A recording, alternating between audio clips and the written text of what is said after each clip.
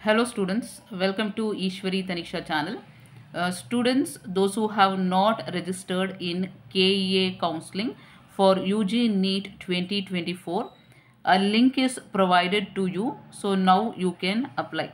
So students, fresh registration you can make now. So students ಯಾರೆಲ್ಲ K A ಕೌನ್ಸ್ಲಿಂಗಲ್ಲಿ register ಮಾಡ್ಕೊಂಡಿಲ್ವೋ ಈಗ second ಚಾನ್ಸನ್ನು ಕೊಟ್ಟಿದ್ದಾರೆ. ಸೊ ನೀವೀಗ ರಿಜಿಸ್ಟ್ರೇಷನ್ ಮಾಡ್ಕೋಬೋದು.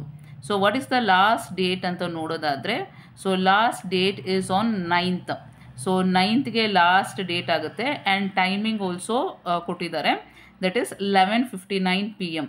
ಸೊ ಅಷ್ಟರ ಒಳಗಾಗಿ ನೀವು ರಿಜಿಸ್ಟ್ರೇಷನನ್ನು ಮಾಡ್ಕೋಬೇಕಾಗುತ್ತೆ. So before registration students you have to keep all this documents ready. So let us see what are the documents required for registration process. So first document required is SSLC marks card. So SSLC marks card or 10th standard marks card ಬೇಕಾಗುತ್ತೆ.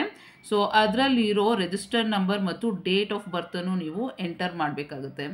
Second ಬಂದ್ಬಿಟ್ಟು second PUC marks card in case of previous year students.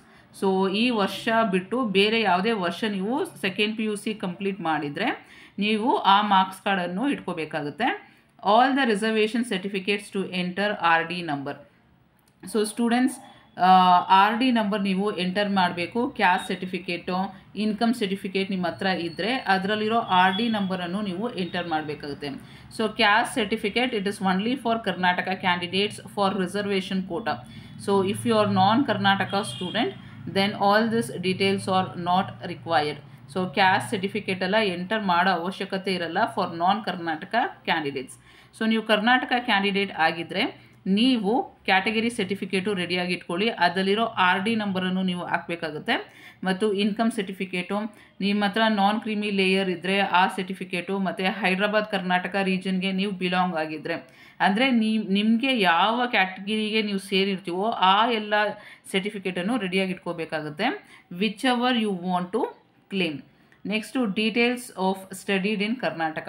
Suppose ನೀವು ಕರ್ನಾಟಕದಲ್ಲಿ first ಸ್ಟ್ಯಾಂಡರ್ಡಿಂದ 7th ಸ್ಟ್ಯಾಂಡರ್ಡ್ವರೆಗೂ study ಮಾಡಿರ್ತೀರಾ ಅಂದ್ಕೊಳ್ಳಿ. ಆ details ಯಾವ ಸ್ಕೂಲಲ್ಲಿ ನೀವು ಓದಿದ್ದೀರಾ, ಯಾವ ವರ್ಷದಲ್ಲಿ ಓದಿದ್ದೀರಾ ಅನ್ನೋ ಡೀಟೇಲ್ಸು ಬೇಕಾಗುತ್ತೆ. ಸೊ ಇಲ್ಲ 1 to 10th ಸ್ಟ್ಯಾಂಡರ್ಡ್ ನೀವು ಕರ್ನಾಟಕದಲ್ಲಿ ಓದಿದರೆ ಸೊ ಆ ಡೀಟೇಲ್ಸು ಯಾವ ಸ್ಕೂಲಲ್ಲಿ ನೀವು ಓದಿದ್ದೀರಾ, ಯಾವ ವರ್ಷದಿಂದ ಯಾವ ವರ್ಷವರೆಗೂ ಓದಿದ್ದೀರಾ ಆ ಎಲ್ಲ ಡೀಟೇಲ್ಸು ಬೇಕಾಗುತ್ತೆ. Then candidates latest passport size photograph in JPG format. So maximum 50 KB ಸೈಜಲ್ಲಿರಬೇಕು. ಮತ್ತು candidate signature in JPG format 50 KB ಸೈಜಲ್ಲಿರಬೇಕು. ಸೊ ಸಿಗ್ನೇಚರ್ ಹಾಕ್ಕೊಂಡು 50 KB ಸೈಜಲ್ಲಿ ಮಾಡ್ಕೊಳ್ಳಿ. ಮತ್ತು candidate left hand thumb impression in JPG format maximum 50 KB size. So ಇದೆಲ್ಲ ready ಮಾಡಿ ಇಟ್ಕೊಂಡು ಆದಮೇಲೆ ಫಾರ್ಮ್ ಫಿಲ್ ಮಾಡೋಕ್ಕೆ ನೀವು ಸ್ಟಾರ್ಟ್ ಮಾಡ್ಬೋದು. ಸೊ ಲಾಸ್ಟ್ ಡೇಟ್ ಗಮನ ಇಟ್ಕೊಳ್ಳಿ ಸ್ಟೂಡೆಂಟ್ಸ್, ಓನ್ಲಿ 3 days ಟೈಮ್ ಕೊಟ್ಟಿದ್ದಾರೆ, 7th, 8th, 9th.